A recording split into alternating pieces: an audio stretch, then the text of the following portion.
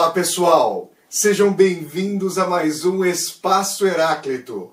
Meu nome é Flávio Ricardo Vassoler e hoje nós vamos falar sobre um tema bastante peculiar que vem sendo tratado aqui no nosso Espaço Heráclito, mas que hoje vai receber uma atenção bastante peculiar. Literatura, forma e sentido. Eu vou partir de uma discussão, pessoal, com vocês, tomando como base os diários escritos pelo escritor polonês Witold Gombrowicz. Eu vou contar para vocês um pouco sobre a história desse escritor polonês, o Gombrowicz, e vou tentar fazer um mergulho sobre a noção entre forma e sentido, ou forma e falta de sentido, como quer aqui o Gombrowicz, em dois outros escritores. A partir das apreciações do Gombrowicz, eu vou para as obras do Dostoiévski, do nosso bom e velho Dostoiévski, e do nosso também bom e velho Franz Kafka, para tentar analisar se existiria uma correlação entre a tensão entre o dar forma e a caoticidade do mundo na configuração da literatura.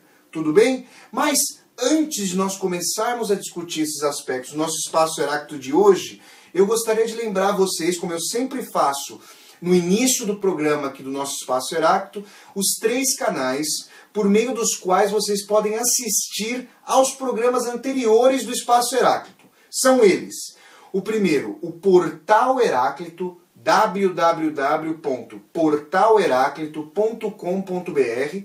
Se vocês acessarem ali o nosso portal, vocês vão ter na parte superior da página uma aba, um link para vídeos. Quando vocês clicam sobre esse link de vídeos, vão se abrir 2 abas. A primeira, Intervenções Heraclitianas, e a segunda, Espaço Heráclito. Quando vocês clicam ali sobre Espaço Heráclito, vocês vão ter armazenados no nosso portal todos os programas da nossa trajetória que começou em setembro de 2013. O Espaço Heráclito já vai indo para 1 ano e 2 meses de existência.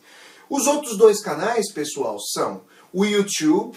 Vocês entram ali no YouTube e coloquem Flávio Ricardo Vassoler ou Espaço Heráclito, vocês também vão ter acesso a todos os programas. Vale lembrar que os programas estão numerados ali no Portal Heráclito e no YouTube, então vocês conseguem localizar uma certa sequência. Nosso Espaço Heráclito não se configura como um diálogo linear, os programas vão possuindo temas completamente distintos uns dos outros, conforme a trajetória vai se consolidando, mas existem temas contíguos, temas que dialogam entre si. E vocês podem buscar os programas por intermédio tanto dos títulos quanto da numeração que os programas têm.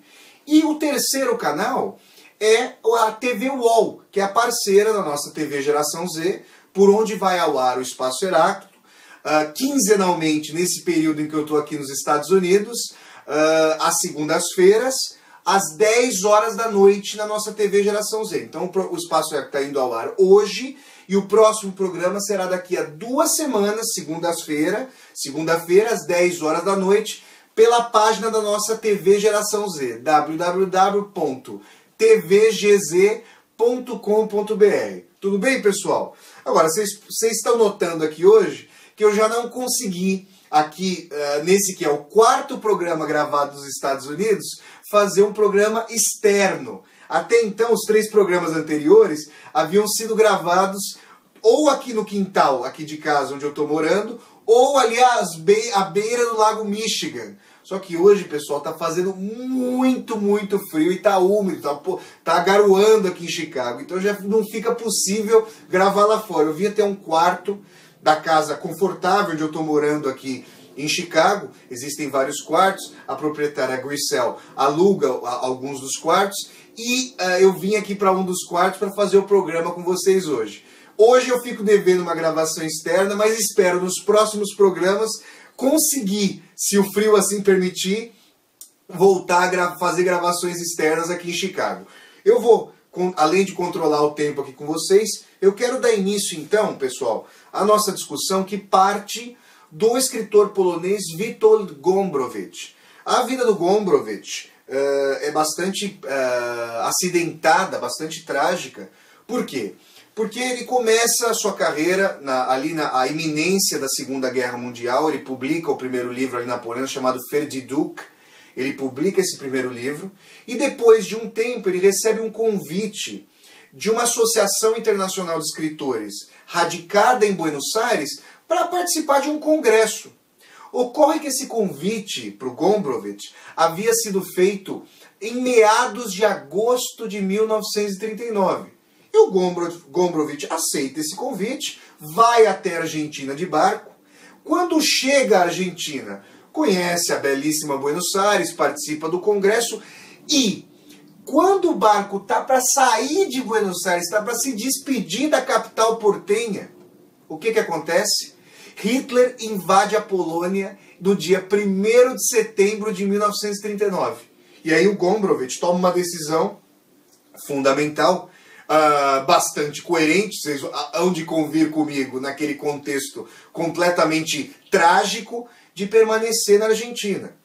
Mas ocorre que toda a vida do Gombrowicz estava radicada na Polônia, obviamente, e ele começa a passar por uma pobreza excruciante ali em Buenos Aires. E o detalhe é, além de permanecer durante toda a Segunda Guerra Mundial, que vai de 1939 a 1945, como os espectadores do Espaço Heráclito bem sabem, Gombrowicz decide permanecer em Buenos Aires, permanecer na Argentina por mais tempo. Por quê?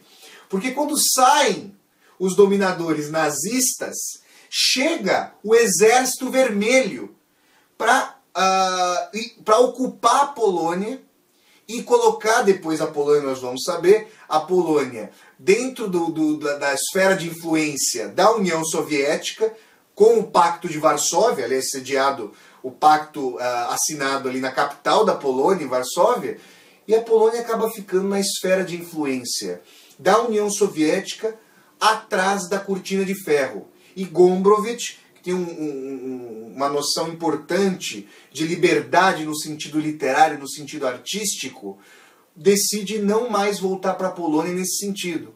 E detalhe, ele não vai mais voltar para o país de fato, porque ele morre em 69, e a Polônia, só em fins da década de 80, depois vai haver toda aquela tensão com o Sindicato Solidariedade, o Lech Walesa, como todos nós sabemos, a Polônia só vai se libertar do jugo da cortina de ferro, só vai deixar de ser um país satélite da União Soviética com o esfacelamento da União Soviética no início da década de 90. Então vejam vocês, situação excruciante e trágica do nosso Witold Gombrowicz. Eu entrei em contato com a obra do Gombrowicz porque ele acabou se tornando amigo do escritor argentino Ernesto Sábato, que é um escritor que eu leio com muito interesse. E nesses diários, o Gombrowicz traz algumas discussões com o Sábato, são muito peculiares e muito interessantes. O Gombrowicz começou a manter esses diários a partir de 1953, publicando os textos em um jornal chamado Cultura, que era um jornal dos poloneses emigrados, jornal esse radicado em Paris. Então os poloneses que não estavam justamente sob o jugo da União Soviética na Polônia ocupada, publicavam esse jornal chamado Cultura para agregar os poloneses espalhados pelo mundo. E o Gombrowicz passou a fazer publicações periódicas. E esses diários são muito interessantes. Se eu não me engano, eles não têm tradução para o português e não foram publicados aí no Brasil, mas aqui nos Estados Unidos eles foram publicados com tradução da Lillian Valley e publicação pela Yale University Press. E eu quero ler para vocês, para nós começarmos essa discussão então, sobre literatura, forma e sentido. Eu quero ler para vocês um trecho, vou fazer tradução simultânea aqui para o português para vocês. Então eu peço até desculpa em certo sentido, porque é uma tradução livre e não uma tradução propriamente voltada para a atenção de cada termo e sua configuração. Eu quero ler um trecho que me pareceu muito interessante. Eu vinha lendo esse trecho enquanto eu ia para a universidade, para a Northwestern University, ontem à tarde, e ele me trouxe uma ideia fundamental para nós fazermos uma discussão aqui no Espaço Heráclito. Vamos ver aqui o que o Gombrowicz diz sobre a construção literária, a forma e a noção humana de sentido e caoticidade. Vejamos aqui, pessoal. Leio para vocês e faço um comentário simultâneo. Vamos lá. The most important, most extreme, and most incurable dispute is that waged in us by two of our most basic strivings, the one that desires form, shape, definition, and the other, which protests against shape and does not want form. Então, numa tradução aqui livre, a mais encarniçada, extrema e incurável disputa que se passa em nós, que nos transpassa, é aquela de dois elementos mais básicos, de duas tendências e correntes as mais básicas possíveis. Aquela que deseja a forma, aquela que deseja a construção e a definição, e aquela outra que protesta contra a forma, que protesta contra a construção e não a quer. Humanity is constructed in such a way that it must define itself and then escape its own definitions. A humanidade está construída de tal forma que ela deve definir-se a si mesma e então escapar de suas próprias definições. Reality is not something that allows itself to be completely contained in form. A realidade não é algo que permite a si própria completamente ser restringida pela forma. Form is not in harmony with the essence of life, but all thought which tries to describe this imperfection also becomes form and thereby confirms all our striving for it. A forma não está em harmonia com a essência da vida, mas todo pensamento que tentar descrever essa imperfeição também se torna forma e então confirma a nossa luta pela forma. That entire philosophical and ethical dialectic of ours takes place against the background of an immensity which is called shapelessness, which is neither darkness nor light, but exactly a mixture of everything, ferment, disorder, impurity, and accident. Essa dialética filosófica e ética que acontece em nós mesmos e contra o pano de fundo de uma imensa situação chamada deformidade, falta de forma, que não é nem escuridão e nem luz, mas exatamente uma mistura de tudo.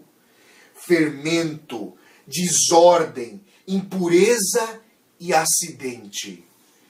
Esse trecho, pessoal, bastante curto aqui do nosso Gombrowicz, traz para nós tensões fundamentais para nós entendermos o que seria o ímpeto pela forma na arte. Na verdade, eu diria não apenas na arte, esse apenas entre aspas, porque não é pouco, mas na própria noção de como nós levamos a vida, na própria noção civilizatória, que tenta dar formato, que tenta dar parâmetros, balizas, para que o caos anímico, o caos do espírito, como quer aqui o Gombrowicz, tenha marcos de orientação. Essa noção entre o fato de que não há no humano uma essência que se adapte à forma, mas, ao mesmo tempo, o humano também não pode prescindir da noção de forma para viver e entender, para viver no mundo, para viver a vida, para viver no mundo e para tentar entender a si mesmo. Essa tensão dialética não pressupõe uma dicotomia, algo estanque, uma separação entre forma e caos. Na verdade, caos e forma se enredam para, de acordo com o Gombrowicz aqui, gerar a própria noção de arte. E aí, vocês poderiam me dizer, Flávio, mas como é que nós podemos trazer essa tensão que a princípio parece abstrata para o âmbito concreto de algumas obras. Olha, pessoal, é isso que eu me proponho a fazer com vocês hoje no Espaço Heráclito. O Gombrowicz traz uma noção aqui fundamental. E eu, por exemplo, trago para vocês o exemplo do Príncipe Mishkin, protagonista, como eu falei que é falado da Dostoiévski, do Kafka. Eu começo a falar aqui com vocês sobre o Príncipe Mishkin, protagonista do romance O Idiota. O Príncipe Mishkin é alguém que, na verdade, parece além da própria forma, além da própria moldura, para nós usarmos aqui a figura, esse quadro que está aqui ao meu lado, além das próprias molduras da forma. Por quê? Porque ele é a expressão mais cabal da bondade. Ele é alguém que vive pelo mundo como doação contínua de si mesmo. E nesse sentido, ao invés de se ater a convencionalidades, ou também, ao invés de jorrar o seu caráter anímico e irascível contra os demais, como é uma característica muito forte das personagens de Dostoiévski, o Príncipe Mishkin se orienta por um sentido de comunhão. E é muito interessante uma noção que o Mishkin traz em relação ao Dom Quixote. E aqui eu retomo brevemente, para nós termos uma contextualização sobre quais são as noções do Príncipe Mishkin. O Príncipe Mishkin seria uma mescla dostoiévskiana de Cristo e do Dom Quixote. Esse cavaleiro medieval que se contrapõe em relação à realidade, tentando retomar um passado ou uma tradição que vai se esboroando. E nesse sentido, Dom Quixote projeta o real como uma retomada do passado, sem que haja possibilidade de esse real ser efetivamente vivenciado para além da realidade ficcional. Isso que poderia ser chamado de delírio, por exemplo, num sentido estrito e estreito de taxonomia em relação ao Dom Quixote, projeta para o Mishkin um sentido fundamental para nós entendermos a relação entre literatura, forma e sentido trazida à tona pelo Gombrowicz. Diz o Mishkin, em determinado momento do romance, que a luta do Dom Quixote está baseada, esse delírio quixotesco, aí o adjetivo foi legado pela tradição, o quixotesco, como eu diria, o antípoda do kafkiano, quando nós falarmos sobre o Kafka aqui no segundo bloco do Espaço Heráclito, eu vou tentar retomar essa contraposição. O quixotesco seria o apartado da realidade, seria aquilo que depois da tragédia do socialismo real no século XX, dessa experiência tétrica que nos veio à tona, depois da tragédia do socialismo real, o quixotesco seria utópico, muitas vezes em sua acepção negativa, em sua acepção de algo não plausível de ser realizado, algo não factível. Porém, diz o nosso querido Príncipe Mishkin, o quixotesco, se é delirante, se é utópico, ainda está baseado em uma noção segunda de utopia. Por quê? Porque o utópico, segundo Mishkin, ao se distanciar da realidade, ainda tenta resguardar um padrão elevado de nobreza e bondade dentro de si mesmo.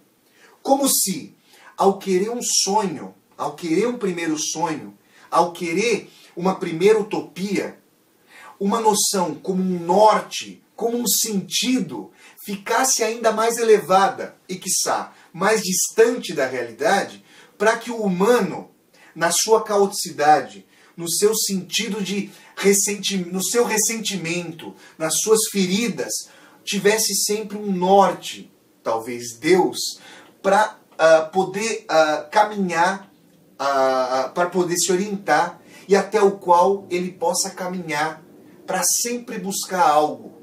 Essa tensão que parece extremamente delirante e é efetivamente utópica, traz uma noção de forma e sentido, em diálogo aqui com o nosso Gombrowicz, fundamental. Por quê?